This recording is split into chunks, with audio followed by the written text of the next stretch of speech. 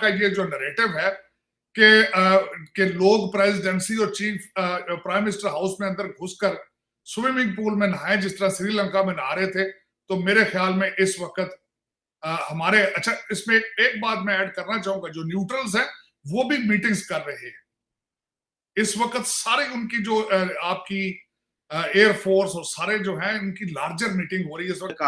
अब ये बताइए कि पाकिस्तान किस रुख पे जाएगा? न्यूट्रल भी न्यूट्रल खड़े नजर आ रहे हैं।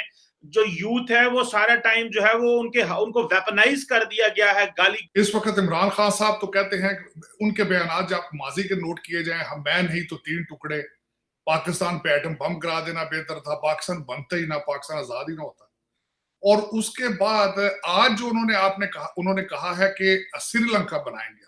अब वो इस वक्त ब्लूमबर्ग की रिपोर्ट है, इसको डिनाई भी नहीं किया जा रहा कि आईएमएफ कह रहा है कि $4 अरब पहले सऊदी अरब दे। सऊदी अरब कहता है कि जनाब आईएमएफ पहले पहल करे। भाई जब पब्लिक ने तय कर लिया, देखा था श्रीलंका में किस तरह से सदारती महल में तूफान बरपा था। ये सारी सिक्योरिटी, सारी हेकड़ी, सारी फुर्ती सब निकल जाती है, सब निकल जाती है जब आपका टाइम खराब होता है।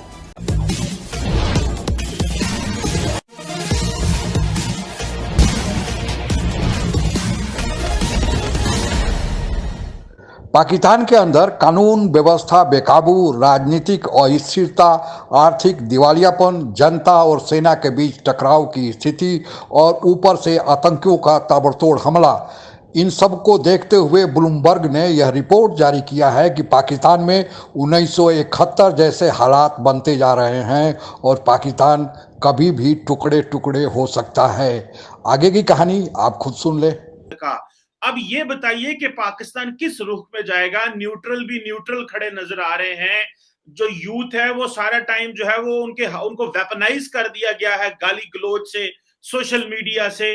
तो अब आप क्या देख रहे हैं कि इमरान खान की जमात पंजाब में हार गई है और पीएमएलएन दोबारा पंजाब में वजारत आला जीत गई। आप क्या समझते हैं, मुल्क में स्टेबिलिटी आएगी, या कि इमरान खान ने जो कहा है कि हम इसको श्रीलंका बना देंगे अगर हमारी हुकूमत ना आई, वो डायरेक्शन आप देख रहे हैं? कैली हमारे इस वक्त इमरान खान साहब तो कहते हैं, उनके बयान जब माजी के नोट किए जाएं, हम मैं नहीं तो 3 टुकड़े, पाकिस्तान पे एटम बम गिरा देना बेहतर था, पाकिस्तान बनता ही ना, पाकिस्तान आजाद ही ना होता। और उसके बाद आज जो उन्होंने कहा है कि श्रीलंका बनाएंगे। अब वो इस वक्त खान साहब की जो ख्वाहिश है या खान साहब के लिए जो अच्छा है वो ये है कि पाकिस्तान श्रीलंका बने और फिर आके ये इनके बच्चे जो हैं वो एंजॉय करें दोबारा आके। ये सारे शिकागो अमेरिका के जो ब्रिटिश सारे बच्चे उनको लेकर आए और फिर दमादम मस्त कर अंदर का ये जो नैरेटिव है कि लोग प्रेसिडेंसी और चीफ प्राइम मिनिस्टर हाउस में अंदर घुसकर स्विमिंग पूल में नहाए जिस तरह श्रीलंका में नहा रहे थे, तो मेरे ख्याल में इस वक्त हमारे इसमें एक बात मैं ऐड करना चाहूंगा, जो न्यूट्रल्स हैं वो भी मीटिंग्स कर रहे हैं इस वक्त। सारे उनकी जो आपकी एयरफोर्स और सारे जो हैं उनकी लार्जर मीटिंग हो रही है इस वक्त। ब्लूमबर्ग की रिपोर्ट है, इसको डिनाई भी नहीं किया जा रहा कि आईएमएफ कह रहा है कि $4 अरब पहले सऊदी अरब दे। सऊदी अरब उनके सामने ये सब कुछ हो रहा है, निकले घरों से। मैं कोई काउंसिलर हूं उनके चक्कर में मैं अपनी बारात लुटा दूं? नहीं भाई, मेरा तो सही चल रहा है ना। हाँ, आप मुझसे ये सवाल करें कि इसके ऊपर क्या किया जाए, तो मैं ये बता देता हूं कि भाई लोगों को अपनी बेइज्जती तर्क करके सड़क पे आना चाहिए। उनको नजर आ रहा है ना कि मिफ्ता इस्माइल किसके मफादात का तहफ़्फ़ुज़ कर रहा है। उनको नजर आ रहा है कि कराची इलेक्ट्रिक को मजीद नवाजने के लिए 11-12 रुपए फी यूनिट बढ़ाए जाने वाले हैं। मेरे घर का बिजली का बिल 34,000 रुपए का आया। असातिज़ा के साथ क्या हुआ है? उस आंसू गैस की शेलिंग होती है, लोग उठाए जाते हैं, गायब हो जाते हैं। आप क्या बात कर रहे हैं? कितने? एक मिनट, आप आ गए, एक मिनट रुक जाएं ना, एक मिनट ना, पहले मैं बता देता हूं कितने लोग उठाएंगे भाई? कितने लोग उठाएंगे? 1, 2, 1,000, 1 लाख, 1। पाकिस्तान के अंदर हालात ही नहीं है इलेक्शन वाले। जिस तरह आपने खुद फरमाया कि डॉलर 230 का हो चुका है। तारिक फातमी साहब वाशिंगटन डीसी में आईएमएफ वालों की मिन्नतें तरले कर रहे हैं और जो उन्होंने जवाब दिया है वो भी आपको पता है कि हम आपको जो 1 बिलियन देंगे पहले 4 बिलियन दिखाएं आप। और उन्होंने अपना बिल्कुल वो जो मैं जिस तरह कहता था कि आज आपको कौन कर्जा देगा, कोई बैंकर अगर जो कॉमन सेंस रखता है, जिसकी तालीम हाई स्कूल से ज्यादा है, वो कोई बैंकर आपको नहीं देगा बिल्कुल कर्जा। उसकी वजह यह है कि इस वक्त आपके सरकमस्टांसेस नहीं है, हुकूमत किसकी है, ये किसकी होगी आगे। उन्होंने भी बिल्कुल जो आपको IMF वालों ने कहा ना जाओ सऊदी अरेबिया से 4 बिलियन लेकर आओ, वो उन्होंने ऐसे ही कहा ना नॉर्मन तेल होगा ना राधा नाचेगी, वो बिल्कुल ऐसी बात उन्होंने कर दी है जो उन्होंने अपना जो टर्म रख दी है। तो इस वक्त आपके मेरी इंफॉर्मेशन के हिसाब से आपकी LCs नहीं खुल रही, आपके जो तजारती लोग हैं वो इस वक्त कैश पे प्रोडक्ट्स लेकर बेच रहे हैं और हालात खतरनाक है। और मैं बार बार ये कहता रहा हूं कि आपके ये लोग जो जलसे करने वाले हैं, किसी के पास भी इकॉनमी के लिए कोई रोड मैप मौजूद नहीं, इनके पास तबाही, बर्बादी, नफरतों के प्लान मौजूद हैं, लेकिन पाकिस्तान को बचाने का, इकॉनमी को रिवाइव करने का किसी के पास, कर्जे बैठे बैठे बैठे डबल हो रहे हैं, क्योंकि कर्जे आपने जो है वो रियालों में नहीं लिए, रुपयों में नहीं लिए, कर्जे आपने डॉलरों में लिए हैं।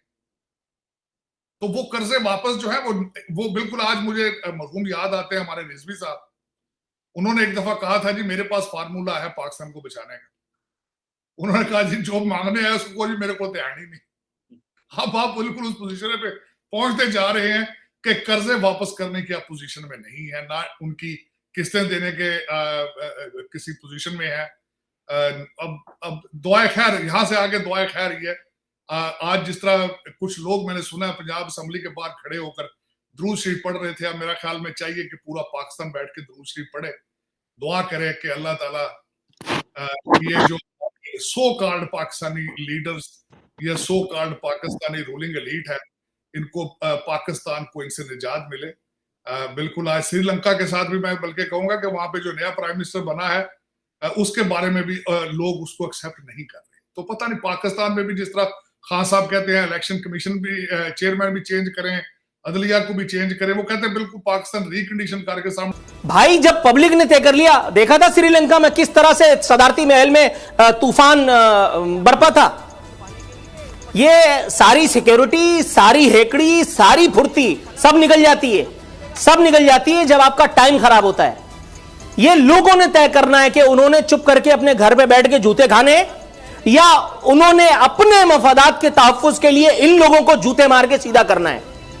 जिस दिन लोग ये फैसला कर लेंगे उस दिन यही सारी पार्टियां ये बिल्कुल नाक की सीध में सिराते मुस्तकीम पर अपने एजेंडे को तय करेंगी, अपने लोगों से कहेंगी कि अबे भाई अगर जूते खाने से बचना है तो इन लोगों का मुंह बंद कराओ। क्योंकि खित्ते में जो टर्किश प्रेसिडेंट है, रशियन प्रेसिडेंट है, वो तो ईरान आते हैं। पाकिस्तान तो आज बड़ी देर हो गई है, कभी कोई ग्लोबल लीडर भी नहीं पाकिस्तान आया। जल्द से जल्द इस चीज का डिसीजन लेना चाहिए और बिल्कुल किसी को गुंजाइश, पाकिस्तान की स्टेट ऑफ पाकिस्तान से के साथ खिलवाड़ करने की किसी को इजाजत नहीं देनी चाहिए। मैं ये समझता हूँ अनफ इज अनफ, पॉइंट पे पहुंच चुके हैं हम कि अब we have to move, we have to become serious about it, we have to become serious about it. तो आप दुनिया में आइसोलेटेड है क्योंकि सिस्टम तो कोई भी काम नहीं कर रहा है, ना सियासत काम कर रही है, ना हुकूमत है, ना रेट ऑफ गवर्नमेंट है। देखे ना हालात तो बिल्कुल यही केयास, बिल्कुल टोटल केयास है इस वक्त। कोई बिल्कुल अब मैं शर्मिंदगी होती है, मैं इतना, क्योंकि मेरी मादरे मिल्लत है, मैं समझता हूं कि और 74 साल से मेरा अब तो अब we are at the verge of, क्या मैं अल्लाह ताला माफी दे, मैं लफ्ज भी नहीं कहना चाहता, इसी 230 पे जब डॉलर पहुंचा था तो श्रीलंका बैंकरप्ट हो गया था। ब्लूमबर्ग के रिपोर्ट में कितनी सच्चाई है कि ब्लूमबर्ग को यह संकेत देना पड़ा कि पाकिस्तान में हालात 1971 जैसे बनते जा रहे हैं। आप लोगों को पता ही होगा कि 1971 में हालात इतने बिगड़ गए कि पाकिस्तान 2 टुकड़ों में बट गया और बांग्लादेश का जन्म हुआ। अब इस समय क्या स्थिति है? पहली तो वहाँ पर राजनीतिक अस्थिरता चरम पर है। जितने भी प्रमुख राजनीतिक दल हैं अपने अपने राज्य में सिमट गए हैं और अपने राज्य को ही केंद्र से टकराव के लिए प्रस्तुत कर रहे हैं। शुरुआत इमरान खान से करते हैं, वे पठान हैं और वे खैबर पख्तूनवा में सिमट गए हैं जहां पर उनकी समर्थन की सरकार है। और खैबर पख्तूनवा की पुलिस तो यहाँ तक चुनौती दे रही है कि अगर कोई इमरान खान को खैबर पख्तूनवा में आकर गिरफ्तार करता है तो फिर खैबर पख्तूनवा की पुलिस केंद्र सरकार के पुलिस से या मिलिट्री से सीधे टक्कर लेगी और अंतिम दम तक लड़ेगी। दूसरा पाकिस्तान का प्रांत है बलूचिस्तान और बलूचिस्तान के लोग अलग बलूचिस्तान देश की मांग लंबे समय से कर रहे हैं।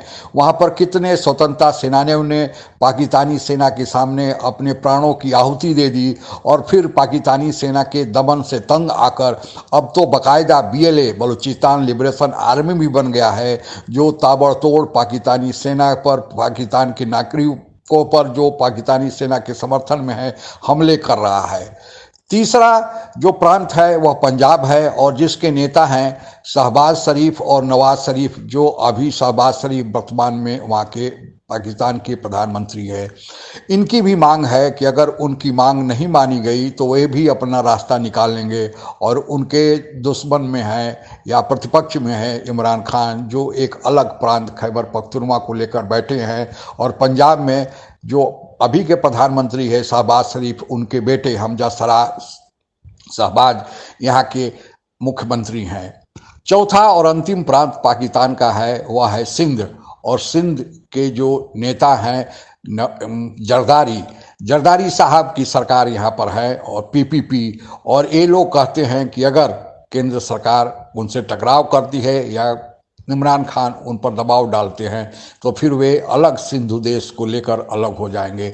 तो इस प्रकार पाकिस्तान के 4 प्रांत चारों अलग होने के स्थिति में हैं।